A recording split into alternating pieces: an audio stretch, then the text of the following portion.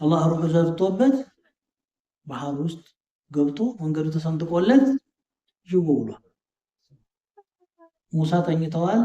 ኻዳማቸው የነበሩት ዩሻዕ ግን አብረው እያዩ ነበር። ሲገባ ማለት ሙሳን አልቀሰቅስም በኋላ ነግረዋለሁ እያሉ አለፈና ሙሳ ሲነሱ ጉዟቸውን ቀጠሉ። አሳው መጥፋቱንም ረሱ አልነገሩ። ሲንከራተቱ ብለው እስቲ ቁርስ አበን አንተ ያንን ምግባችንን አሏቸው። ወስጆ ቆሞ የካፍራ ያወራው ቂሷ ነው ይሄ ቁርአን ላይ ያለ ማለት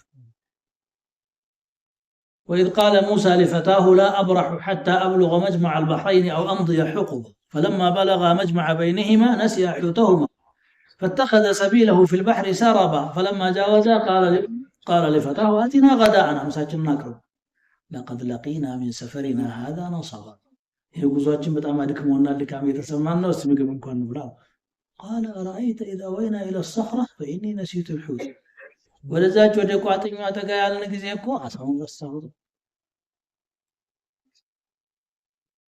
فإني نسيت الحوت وما أنسانيه إلا الشيطان وأن أذكره እንዳላ አስታውሰው የከለከለኝ ሰይጣን ነው አሉ።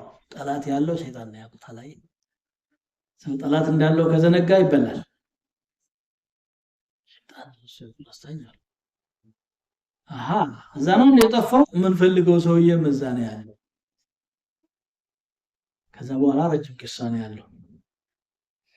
ግን ሙሳ እንኳን በእውቀት የሚበልጥሃል ተባሉ ሲባሉ ደግሞ ኩራት ይዟቸው ማናናቅ ውስጥ አልገቡም። ዛሬ ትውልዱ በዚህ ነው የተጠመደው አይደል?